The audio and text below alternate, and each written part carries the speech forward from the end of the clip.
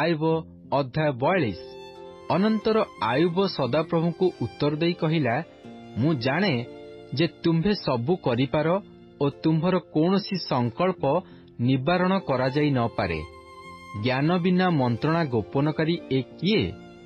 ସତ୍ୟ, ମୁଁ ଯାହା ବୁଝିଲି ନାହିଁ, ଯେଉଁ ଅତି ଆଶ୍ଚର୍ଯ୍ୟ କଥା ଜାଣିଲି ନାହିଁ, ତାହା ହିଁ କହିଅଛି। ବିନୟ କରୁଅଛି, ଶୁଣ, ମୁଁ କଥା କହିବି। ମୁଁ ତୁମ୍ଭକୁ ପ୍ରଶ୍ନ କରିବି, ଆଉ ତୁମ୍ଭେ ମୋତେ ବୁଝାଇ ଦିଅ। ମୁଁ କର୍ଣ୍ଣରେ ତୁମ୍ଭ ବିଷୟ ଶୁଣିଥିଲି, ମାତ୍ର ଏବେ ମୋହର ଚକ୍ଷୁ ତୁମ୍ଭକୁ ଦେଖୁଅଛି। ଏହେତୁ ମୁଁ ଆପଣଙ୍କୁ ଘୃଣା କରୁଅଛି, ପୁଣି ଧୂଳି ଓ ଭସ୍ମରେ ବସି ଅନୁତାପ କରୁଅଛି। ସଦାପ୍ରଭୁ ଆୟୁବକୁ ଏହିସବୁ କଥା କହିଲା ଉତ୍ତାରେ ସଦାପ୍ରଭୁ ତୈମନ୍ୟ ଇଲିଫସକୁ କହିଲେ, ତୁମ୍ଭ ପ୍ରତି ଓ ତୁମ୍ଭର ଦୁଇ ମିତ୍ର ପ୍ରତି ଆମ୍ଭର କୋପ ପ୍ରଜ୍ୱଳିତ ହୋଇଅଛି, କାରଣ ତୁମ୍ଭେମାନେ ଆମ୍ଭ ଦାସ ଆୟୁବ ପରି ଆମ୍ଭ ବିଷୟରେ ଯଥାର୍ଥ କଥା କହିନାହଁ। ଏଣୁ ଏବେ ତୁମ୍ଭେମାନେ ଆପଣମାନଙ୍କ ପାଇଁ 7 ବୃଷ ଓ 7 ମେଷ ନେଇ ଆମ୍ଭ ଦାସ ଆୟୁବ ନିକଟକୁ ଯାଅ ଓ ଆପଣମାନଙ୍କ ନିମନ୍ତେ ହୋମବଳି ରୂପେ ତାହା ଉତ୍ସର୍ଗ କର। ତହିଁରେ ଆମ୍ଭ ଦାସ ଆୟୁବ ତୁମ୍ଭମାନଙ୍କ ନିମନ୍ତେ ପ୍ରାର୍ଥନା କରିବ, କାରଣ ଆମ୍ଭେ ତାହାକୁ ଗ୍ରାହ୍ୟ କରି ତୁମ୍ଭମାନଙ୍କ ମୂର୍ଖତା ପ୍ରମାଣେ ତୁମ୍ଭମାନଙ୍କ ପ୍ରତି ବ୍ୟବହାର କରିବା ନାହିଁ। ଯେହେତୁ ତୁମେମାନେ ଆମ୍ଭ ଦାସ ଆୟୁବ ପରି ଆମ୍ଭ ବିଷୟରେ ଯଥାର୍ଥ କଥା କହିନାହଁ, ତହିଁରେ ତୈମନ୍ୟ ଇଲିଫସ୍ ଓ ସୁହିୟ ବିଲ୍ଦଦ୍ ଓ ନାମାଥିୟ ସୋଫର ଯାଇ ସେମାନଙ୍କ ପ୍ରତି ସଦାପ୍ରଭୁଙ୍କ ଆଜ୍ଞା ପ୍ରମାଣେ କର୍ମ କଲେ।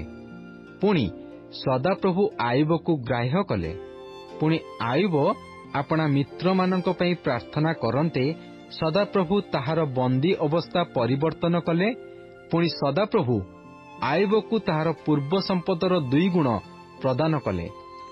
ତହିଁରେ ଆୟୁବର ସମସ୍ତ ଭ୍ରାତା ଓ ସମସ୍ତ ଭଗିନୀ ଓ ତାହାର ପୂର୍ବ ପରିଚିତ ସମସ୍ତେ ତାହା ନିକଟକୁ ଆସି ତାହାର ଗୃହରେ ତାହା ସଙ୍ଗେ ଭୋଜନ କଲେ।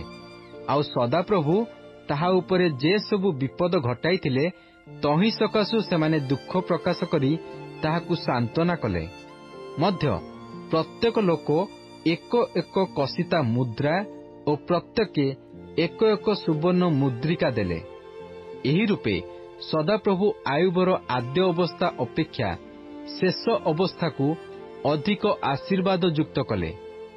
ତହିଁରେ ତାହାର 14,000 ମେଷ ଓ 6,000 ଉଷ୍ଟ୍ର ଓ 1,000 ହଳ ବଳଦ ଓ 1,000 ଗର୍ଦ୍ଦଭି ହେଲେ। ମଧ୍ୟ ତାହାର 7 ପୁତ୍ର ଓ 3 କନ୍ୟା ଜନ୍ମିଲେ। ପୁଣି ସେ ପ୍ରଥମ କନ୍ୟାର ନାମ ଜିମିମା ଓ ଦ୍ୱିତୀୟାର ନାମ କତ୍ସିଆ ଓ ତୃତୀୟାର ନାମ କେରଣ ହପୁକ୍ ଦେଲା। ଦେଶଯାକରେ କୌଣସି ସ୍ତ୍ରୀ ଆୟୁବର କନ୍ୟାମାନଙ୍କ ପରି ରୂପବତୀ ନଥିଲେ। ଆଉ ସେମାନଙ୍କ ପିତା ସେମାନଙ୍କ ଭ୍ରାତୃଗଣ ମଧ୍ୟରେ ସେମାନଙ୍କୁ ଅଧିକାର ଦେଲା।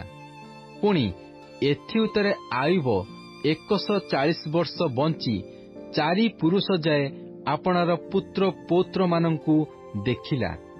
ଏହି ରୂପେ ଆୟୁବ ବୃଦ୍ଧ ଓ ପୂର୍ଣ୍ଣାୟୁ ହୋଇ ପ୍ରାଣତ୍ୟାଗ କଲା।